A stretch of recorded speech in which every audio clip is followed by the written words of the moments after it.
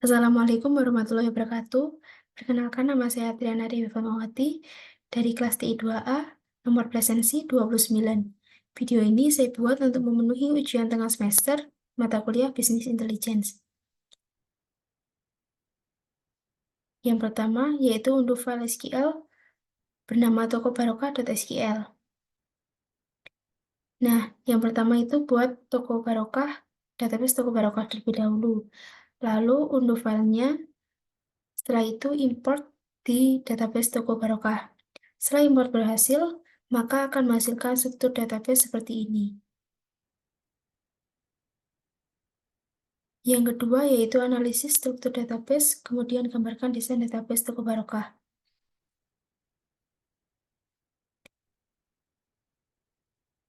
Gambar desain database toko barokah. Nah, pada database toko barokah terdapat 5 tabel. Yang pertama yaitu tabel pembeli, berisi informasi tentang pembeli yang memiliki kolom ID pembeli, ID member, dan username. Lalu, pada tabel penjual, berisi informasi tentang penjual, yang di dalamnya terdapat kolom ID penjual dan nama penjual.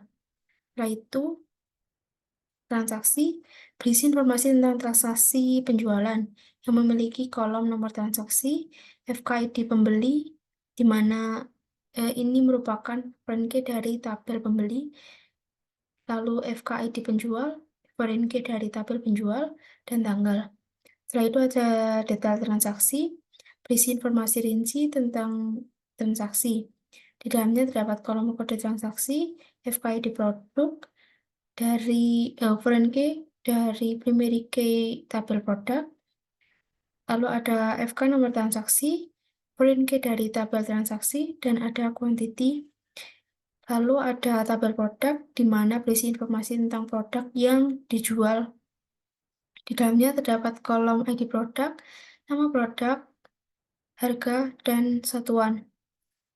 Mengenai relasinya, pembeli dan transaksi ini one to many, di mana satu pembeli bisa melakukan banyak transaksi, lalu penjual juga one to many, satu penjual bisa melakukan banyak transaksi, lalu transaksi dengan detail transaksi itu juga one to many, di mana satu transaksi dapat memiliki banyak detail transaksi. Lalu produk dan detail transaksi yaitu one to many, di mana satu produk itu memiliki banyak detail transaksi. Lanjut, instruksi yang ketiga yaitu tentukan KPI yang akan dianalisis berdasarkan database toko barokah.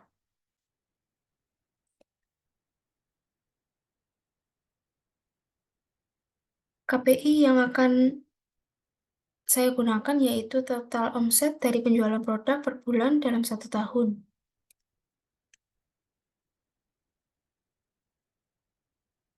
Contoh reportnya yang nanti akan menghasilkan total omset per bulannya. Jadi KPI ini merupakan total omset dari penjualan produk per bulan dalam 1 tahun.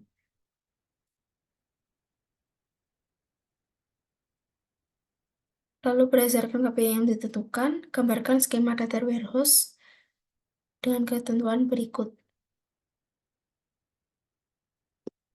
Untuk skema data warehouse yang sudah saya buat memiliki 2 tabel dimensi, yaitu dim products, yang di dalamnya terdapat kolom ID produk sebagai primary key, nama produk, dan harga. Lalu ada dim date, di mana terdapat kolom ID dim date sebagai primary key, date, year, month, dan day. Lalu ada satu tabel fakta, yaitu fact omsets, di mana ini berisi kolom ID produk yang merupakan foreign key dari tabel dim products, lalu ada ID dim date, foreign key dari tabel dim date, dan ada quantity. Lanjut, instruksi yang kelima, buatlah database OLAP menggunakan MySQL dan Pentaho untuk membantu menganalisis KPI toko barokah.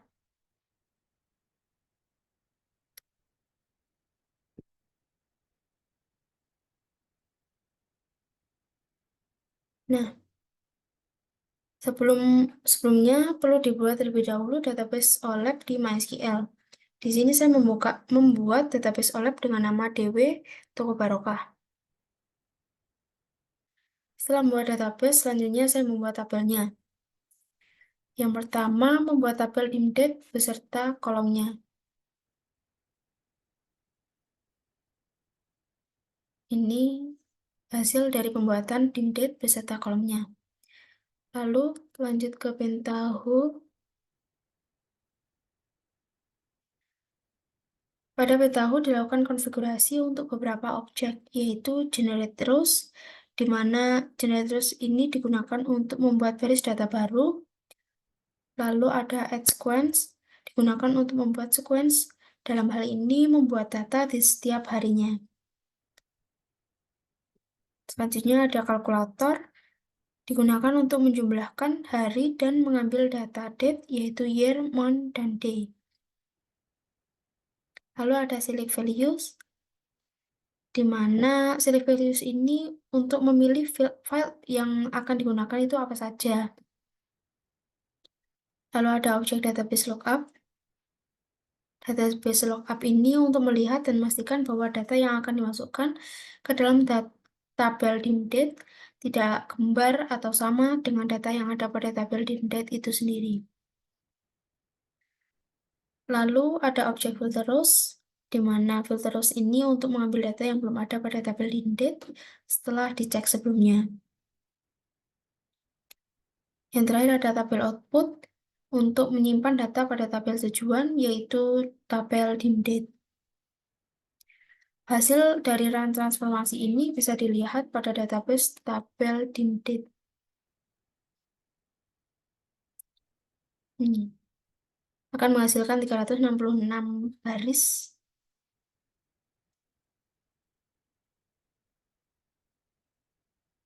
Selanjutnya yang kedua yaitu membuat tabel dim products beserta kolomnya. Seperti ini. Lalu setelah dibuat tabelnya, lanjut ke Pentaho. Kita konfigurasi untuk beberapa objek. Di sini terdapat objek tabel input, digunakan untuk mengambil data dari database Toko Barokah. Di sini terdapat connection, di mana connection ini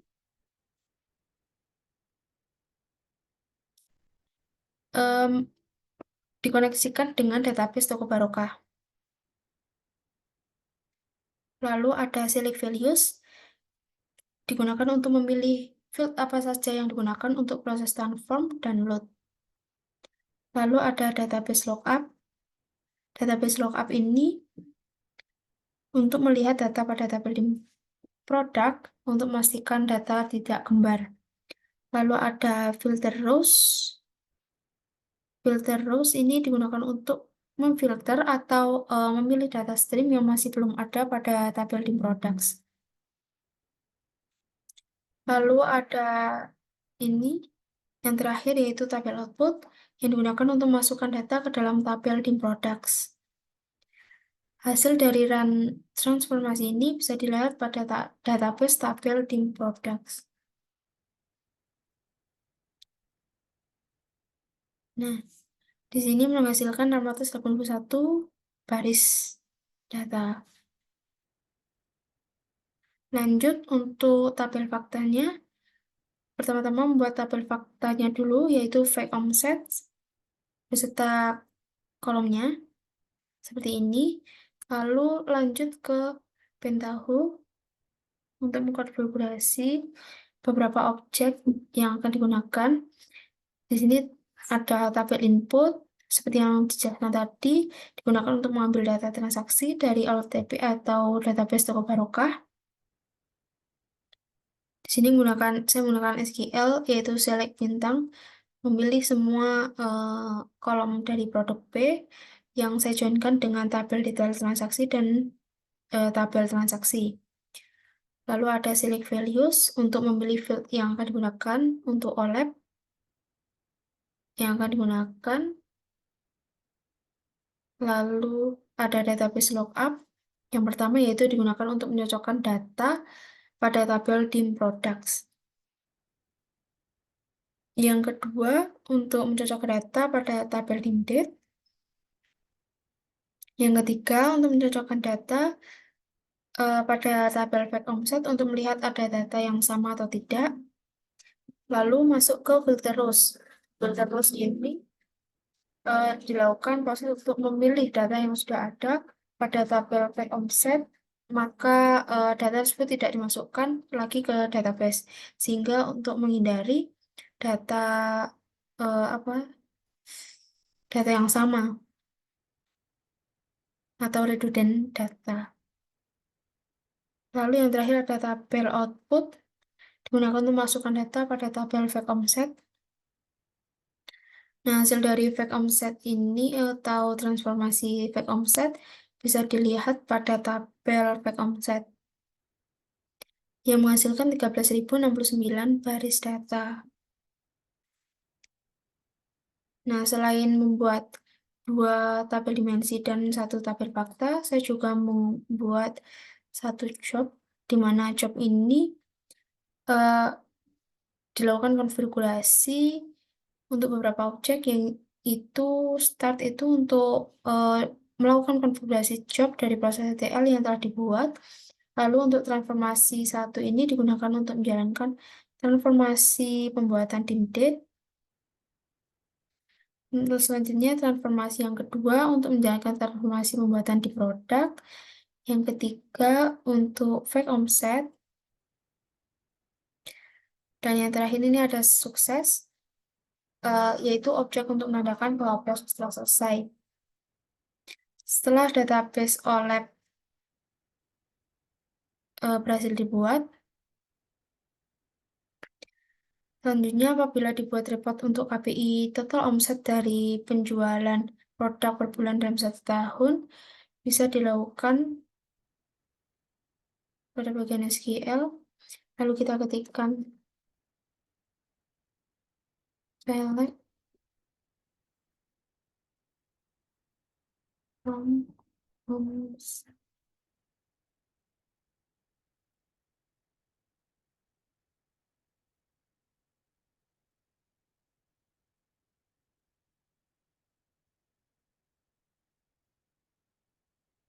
Tahun, bulannya, lalu sum untuk menampilkan total omsetnya.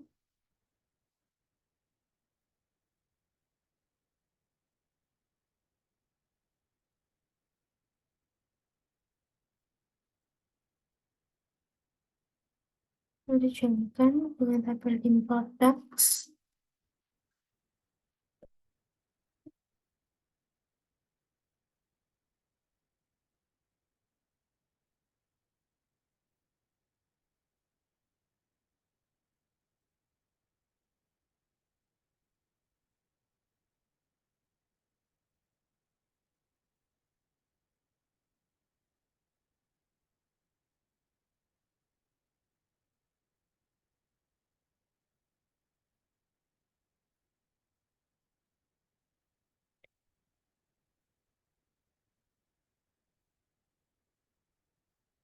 Where, di mana tahunnya kita memakai tahun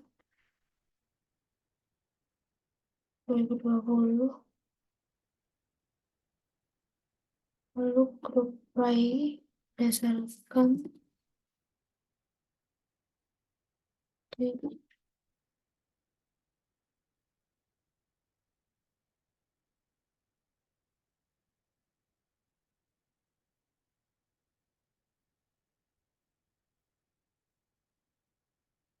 hmm,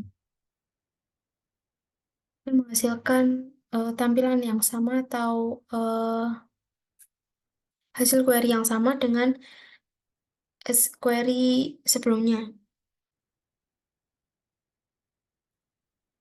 Dilihat dari query saat ini memiliki perbedaan dengan query yang di awal tadi.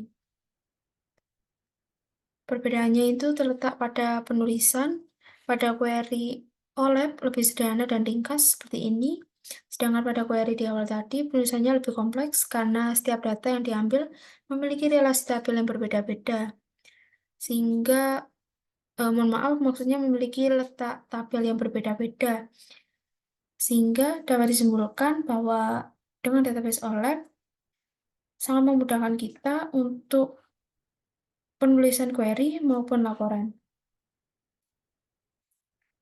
Sekian penjelasan dari saya mengenai UTS ini.